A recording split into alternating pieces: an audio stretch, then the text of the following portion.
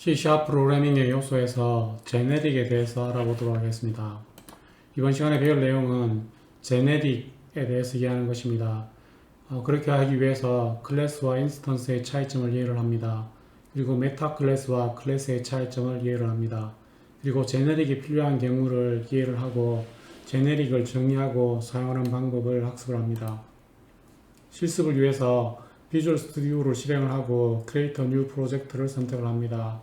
대화 상자에서 C# 콘솔 어플리케이션 .NET 프레임워크를 선택을 하고 프로젝트를 생성하면 팝업되는 코드 창에 여러분이 코드를 입력을 하면 됩니다. 네, 먼저 클래스와 인스턴스 그리고 메타 클래스의 차이점을 이해를 할 필요가 있는데요.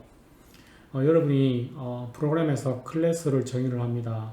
그리고 실제로 이 클래스를 생성할 때는 클래스 타입의 변수로 변수 이름을 적어주고 변수를 생성하듯이 선언문을 이용해서 변수를 생성할 수 있는데요. 이렇게 어떤 특정한 클래스 타입의 변수가 생성되었을 때는 그것을 인스턴스라고 합니다. 예를 들어서 KTest라는 클래스가 있을 때 KTest형의 변수 t를 선언을 했다면 t는 KTest의 인스턴스가 되는 거죠.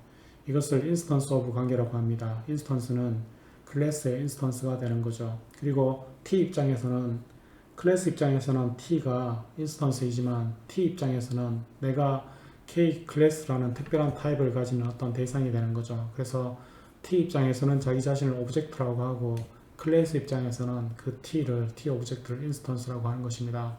이렇게 인스턴스와 클래스의 관계를 이해를 할 수 있는데요. 마찬가지로 이 클래스는 클래스를 만드는 클래스의 인스턴스일 수 있습니다.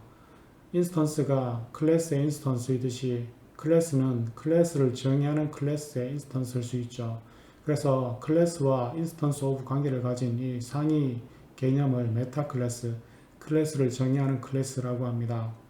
그래서 C++ 같은 언어에서는 메타 클래스를 정의를 할 수 있고요. C++에서는 템플릿이라고 하는데요. 그러면 메타 클래스를 파식하는 단계에서 전처리 단계에서 실제로 클래스를 생성을 합니다. 그리고 그 생성된 클래스를 이용해서 인스턴스를 생성해 줄 수 있는 거죠.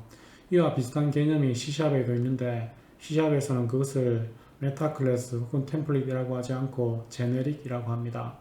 그래서 제네릭을 어떻게 사용할 수 있는지 한번 살펴보도록 하겠습니다. 코드 창에 이렇게 입력을 했습니다. 이런 경우를 가정을 해보도록 하겠습니다.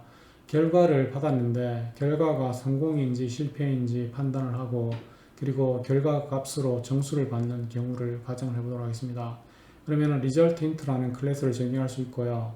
success인지를 판단하기 위해서 success를 property로 정의를 했고 데이터를 얻기 위해서 integer 데이터를 property로 정의를 했습니다.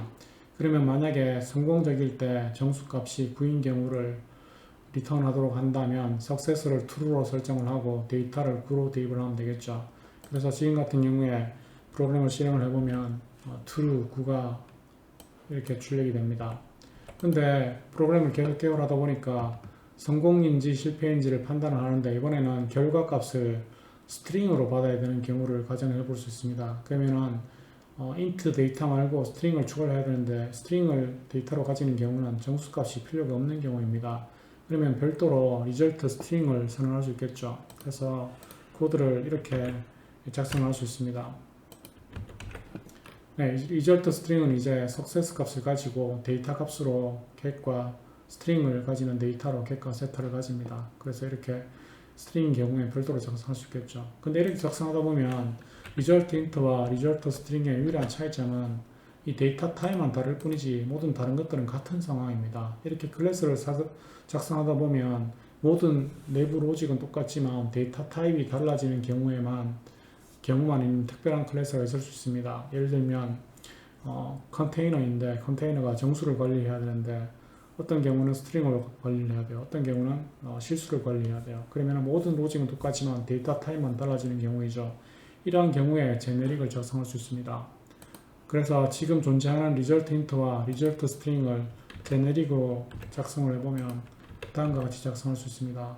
제네릭을 작성하는 방법은 제네릭 클래스를 작성하는 방법은 클래스 이름 뒤에 여는 작다 기호와 크다 기호 사이에 타입에 해당하는 t를 명시합니다. 이걸 타입 파라미터라고 합니다.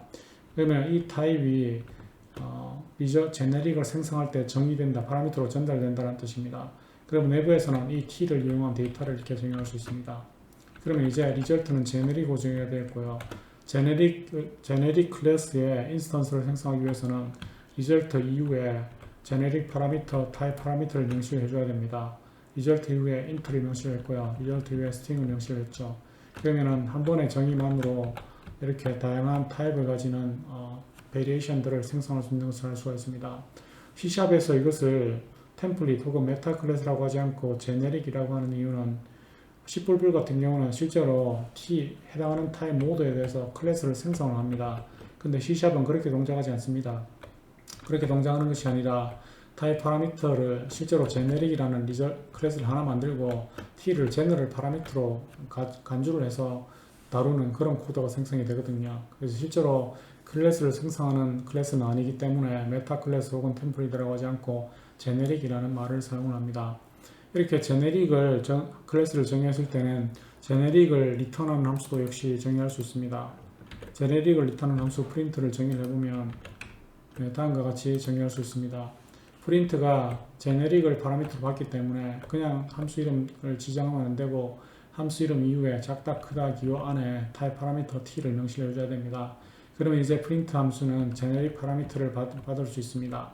만약 여러분이 사용하는 내부 파라미터가 하나가 타입이 하나 더 이상 필요하다면 코마 다음에 해서 이렇게 파라미터를 계속해서 명시할 수 있습니다. 그것은 모든 문법을 따라줘야 되는 것이고요. 지금은 간단하게 타입 파라미터가 하나뿐이라고 가정을 했습니다.